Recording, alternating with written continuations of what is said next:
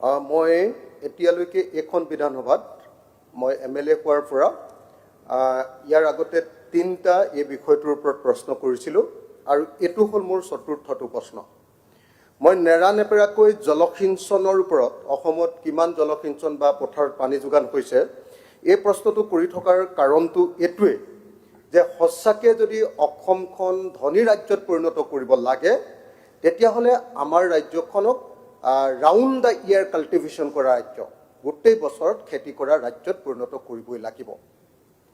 কিন্তু দুৰ্ভাগ্যৰ বশতঃ আজিৰ দিনটোতো আনকি শালি খেতিটোৰ কঠীয়া পাৰিবৰ কাৰণেও বাকীটো বড়ো বা আহু এইবিলাকৰ কথা বাদেই দিলোঁ, শালি খেতিটোৰ কঠীয়া পাৰিবৰ কাৰণেও এতিয়া আমি আকাশৰ পিনে চাই থাকিব লাগে। আৰু শেষত যদি বৰষুণ নিদিয়ে তেতিয়াহ'লে অসমীয়া মানুহে ভেকুলীৰ বিয়া পাতিব লাগে।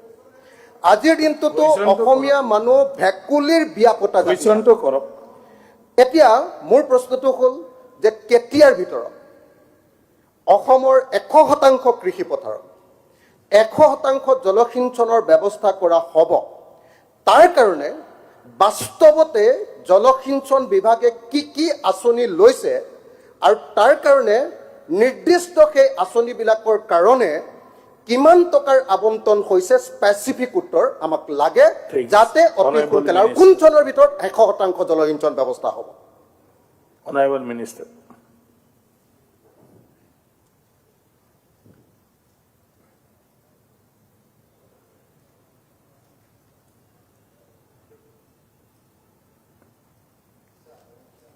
অধ্যক্ষ মহোদয়, কৃষিজীৱী ৰাইজৰ বাবে জলসিঞ্চন এক জৰুৰী ব্যৱস্থা আৰু জলসিঞ্চন বিভাগক ৰাইজমুখী কৰাৰ কাৰণে কৃষক ৰাইজক 12 মাহে পানী দিবৰ কাৰণে ব্যৱস্থা কৰাৰ কাৰণে আমি লাগি আছোঁ।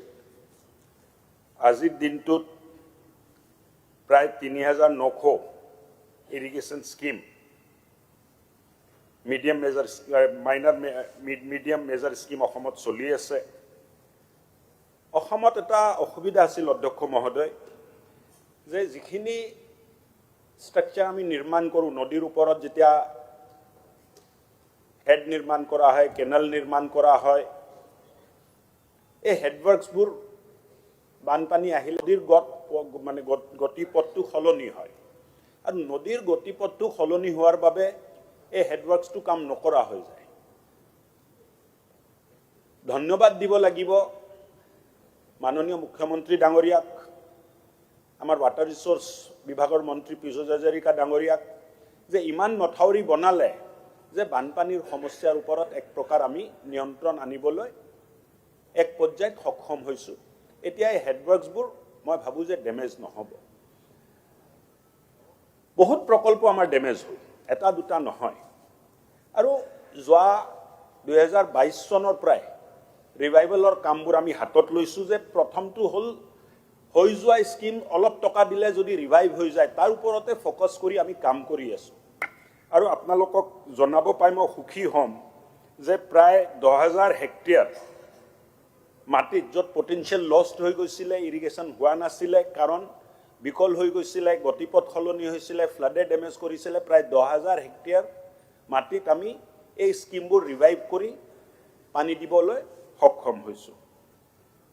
প্ৰায় 10,000 চেলো টিউবৱেলৰ জৰিয়তে 36,000 হেক্টৰ মাটিত আমি ইৰিগেশ্যন পটেঞ্চিয়েল ক্ৰিয়েট কৰিছোঁ। 9খন SMI স্কিম চলি আছে। তাৰ উপৰিও নাবাৰ্ড, SDMF, SOPD স্কিম চলি আছে, নাই চলা নহয়। আৰু এটা গুৰুত্বপূৰ্ণ কাম আমি ছাৰ মোৰ প্ৰশ্নটো বেলেগ আছিলে। ছাৰ মোৰ প্ৰশ্নটো আছিলে অসমত কেতিয়াকৈ ভেকুলীৰ বিয়া পতা শেষ হ'ব, 100% জলসিঞ্চন হ'ব? ৰিপ্লাইটো দি যাব ন, দি আছে, আপুনি বুজি পোৱাকৈ কৈ আছে।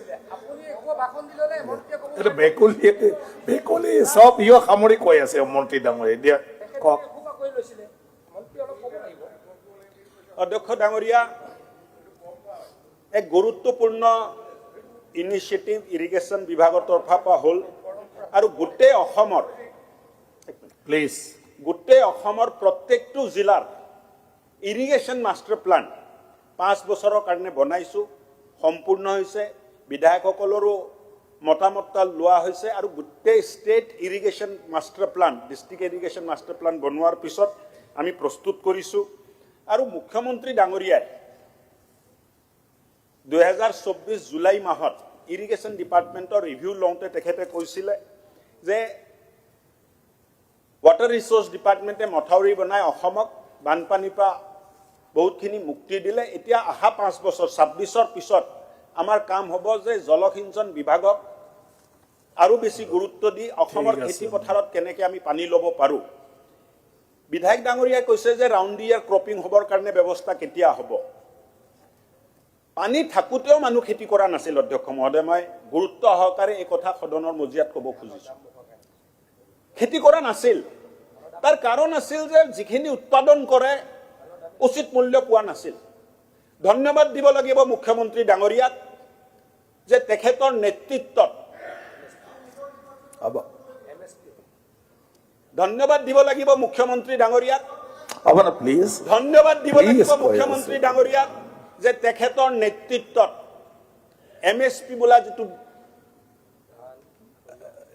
বিধান আছিলে তাক আমি ইমপ্লিমেণ্ট কৰিব পাৰিলোঁ আজি খেতিয়কে খেতি কৰি উচিত মূল্য পাই আছে আৰু এই চৰকাৰৰ দিনত এই কাৰ্যক্ৰম হৈছে আৰু তাৰ ফলত এতিয়া কৃষকে খেতি কৰিব বিচাৰিছে আৰু supplementary ডিমাণ্ড বাঢ়িছে চ' মই ভাবোঁ যে অহা দিনবোৰত জলসিঞ্চন বিভাগক ঠিক আৰু বেছি দায়িত্বশীল কৰাৰ কাৰণে আমি প্ৰয়াস ছাৰ কৰিম ঠিক আছে মোৰ দ্বিতীয় সাপ্লিমেণ্টাৰী প্ৰথম প্ৰশ্নটোৰ উত্তৰ দিব নোৱাৰিলে বেলেগ ডিপাৰ্টমেণ্টৰ কথা কৈ আছে ছাৰ সাপ্লিমেণ্টাৰী কৰা দ্বিতীয় সাপ্লিমেণ্টাৰী ছাৰ অসমৰ 28% ভূমিহীন কৃষক 32% মাৰ্জিনেল ফাৰ্মাৰ বা উপান্ত কৃষক মানে 60% মানুহৰ মাটি খুব কম আছে তেওঁলোকে নিজে ডিপ টিউবৱেল এটা বহাই লৈ নিজে খেতি কৰিব নোৱাৰে পাঞ্জাৱত পাৰে অলপ বেছিকৈ মাটি আছে হাৰিয়ানাত পাৰে আমাৰ কম ছাৰ সেইকাৰণে আমি দেখিছোঁ যে ইণ্ডিয়ান কাউন্সিল ফৰ এগ্ৰিকালচাৰ ৰিচাৰ্চে দেখুৱাইছে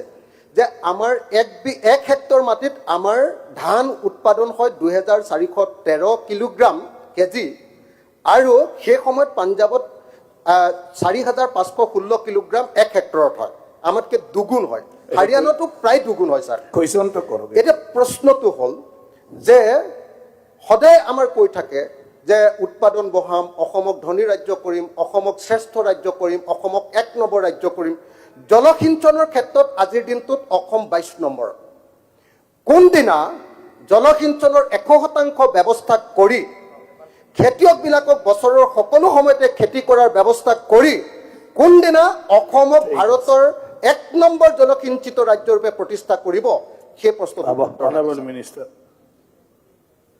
অধ্যক্ষ মহোদয় মই আগতে কৈছিলোঁ আকৌ এবাৰ ক'ব খুজিছোঁ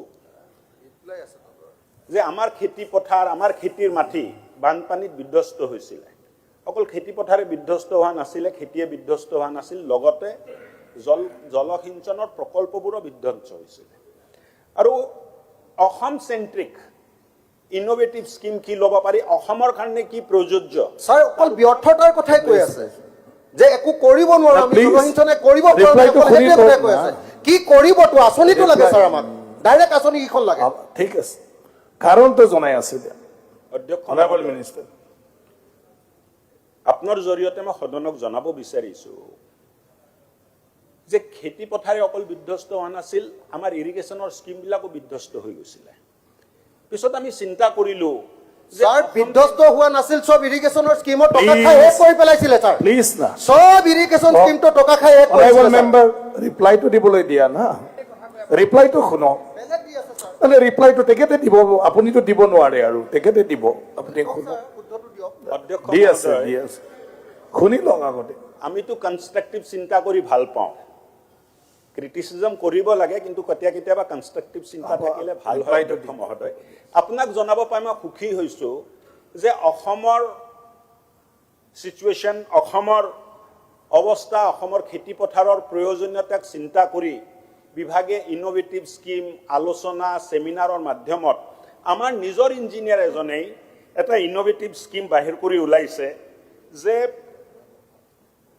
প্ৰায় 9 লাখ টকা খৰচ কৰি সোলাৰ মাউণ্টেড এটা চিষ্টেম আমি বনাইছোঁ যিটো সৰু সৰু বিলৰ পৰা খেতি পথাৰত পানী দিব পাৰি, সৰু ক'ৰবাত যদি নলা নৰ্দমা আছে তাৰ পৰা পানী দিব পাৰি, আৰু একবাৰ এই খেতি পথাৰত পানী দিয়াৰ পিছত ডিছমেণ্টেল কৰি বেলেগ জেগাত লৈ যাব পাৰি। এই ব্যৱস্থাটো বহুত ছাকচেছফুল হৈছে, বিশেষকৈ য'ত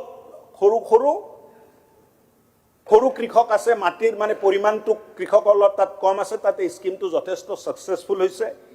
পাইলট প্ৰজেক্ট কৰা হৈছিলে বকোত, আমি বহুত সফলতা লাভ কৰিছোঁ, আৰু এতিয়া কেইবাটা জিলাত এই প্ৰকল্পটো দিয়াৰ কাৰণে আমি আগবাঢ়িছোঁ। বিধায়কসকলে আগবাঢ়ি আহিব লাগে। মাননীয় বিধায়কে প্ৰশ্ন কৰোঁতে বহুত কথা ক'লে, মই এটা কথা জনাব পাই হাউচক সুখী হ'ম যে ইৰিগেশ্যন বিভাগে খেতিয়ক বন্ধু এপ আছে, যিখিনি তথ্য বিচাৰে, যিখিনি ক'ত চলাইমান আছে, কিয় বন্ধ হৈ গ'ল, কেতিয়া বনিছিলে, প্ৰায় যোৱা 30-40 বছৰৰ গোটেই প্ৰকল্প কিয় বন্ধ হ'ল,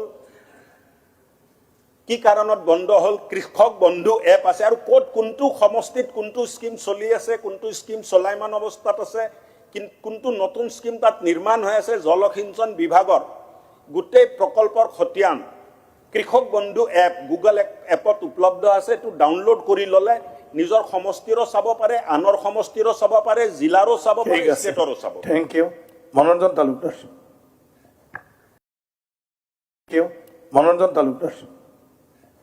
মাননীয় স্পীকাৰ ছাৰ, মন্ত্ৰীয়ে যিটো উত্তৰ দিছে এইটো কোৱেশ্যনত অখিল গগৈ, যি তথ্য তেওঁ আমাক দিছে, এই তথ্য তেওঁৰ বিভাগৰ মুৰব্বীসকলৰ পৰা লোৱা তথ্য বুলি কৈছে, কিন্তু মই আশ্চৰ্য প্ৰকাশ কৰিছোঁ। তেওঁ ইকনমিক ছাৰ্ভেত 2023-24 ইকনমিক ছাৰ্ভেটো যদি চায়, তেতিয়াহ'লে আমাৰ ইৰিগেশ্যনৰ যিটো দৈন্য দশা 2021 আমাৰ এগ্ৰিকালচাৰ লেণ্ডৰ মাত্ৰ 5.12 এইটো হ্ৰাস পালে 21-22 ইকনমিক ছাৰ্ভে মতে 5.06, আৰু 22-23 ইকনমিক ছাৰ্ভে মতে আমাৰ এতিয়া ইৰিগেটেড লেণ্ড হৈছে 2.36। এইটো হৈছে বাস্তৱ চিত্ৰ 2.36, কিন্তু তেওঁ দেখুৱাই আছে 24%। এটা অদ্ভুত কথা। এতিয়া 24% মাটি ইৰিগেটেড হ'লেতো বহুত পৰিমাণে সমস্যা সমাধানেই হৈ গ'ল। এতিয়া 2.36 আপুনি মই কাইণ্ডলি মন্ত্ৰী মহোদয়ক দৃষ্টিগোচৰ কৰিম, আপোনাৰ সেই বিষয়াসকলৰ তথ্যৰ ওপৰত কুৱেশ্যনটো কৰক। কোৱেশ্যনটো হৈছে গোটেই তথ্যটি ভুল। তেওঁ ইকনমিক ছাৰ্ভেৰ ৰিপৰ্টটো লওক না। ইকনমিক ছাৰ্ভেৰ ৰিপৰ্ট যদি লয় তেতিয়াহ'লে দেখিব 2.36 হৈছে 22-23। এইটো নকৰি পেলাই হাউচক কিয় মিছগাইড কৰিছে মই এইটো জানিব বিচাৰিছোঁ। Honourable minister.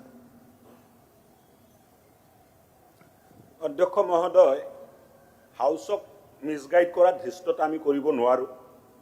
যিখিনি কৈছোঁ সত্যৰ ভিত্তিত আধাৰিত, আৰু বিধায়ক ডাঙৰীয়াই যদি কিবা বিশেষ তথ্য লাগে আৰু যদি বিতংভাৱে তথ্য লাগে, মই অলৰেডি ক'লোঁ যে গুগল প্লে ষ্ট'ৰত কৃষক বন্ধু এপ আছে।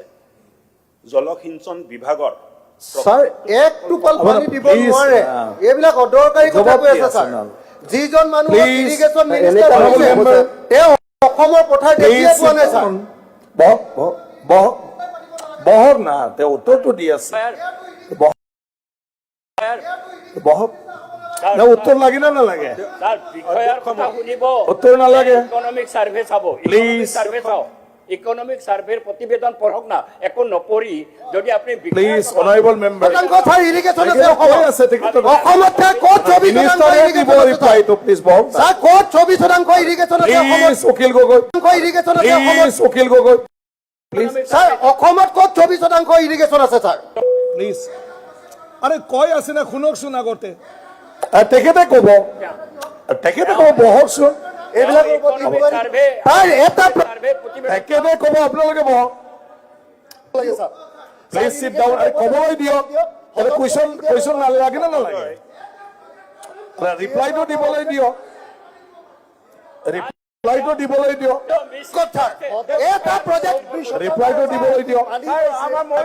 দিবলৈ দিয়ক আমাৰ মহিলা সমষ্টিত ধুনীয়াকে জলাঞ্চনা আঁচনি পানী পাই আছো আমাৰ মহিলা সমষ্টিত ধুনীয়াকে পানী পাই আছো তেওঁ তেনেকে কৰে নহ'ব নহয় তেওঁ ভুল তথ্য এটা অসমৰ ৰাইজক সেইটো নহয় সেইটো নহয় সেইটো নহয়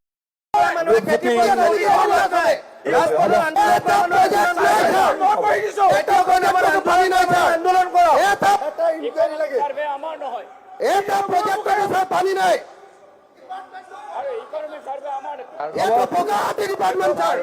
কুৱেশ্যন নাম্বাৰ আৰু আপুনি ৰুল 49ত চাই এটা বিশেষ আলোচনা দিয়ক এই বিষয়টো লৈ আপুনি ডাইৰেকশ্যন দিয়ক ছাৰ তেতিয়া অন্য স্থল যোৱা যাব নহ'লে ছাৰ সদায় সদনত ভাল তথ্য নাহিলে ছাৰ অসুবিধা হয় আপুনি এতিয়া ঘোষণা কৰক ছাৰ ৰুল 49ত ইৰিগেশ্যনৰ এই প্ৰশ্নৰ উত্তৰৰ পৰা এটা বিশেষ আধা ঘণ্টাৰ আলোচনা দিয়ক ছাৰ নটিচ দি দিয়ক যদি আপোনালোকৰ কিবা আছে ঠিক আছে এতিয়া কুৱেশ্যন নম্বৰ 120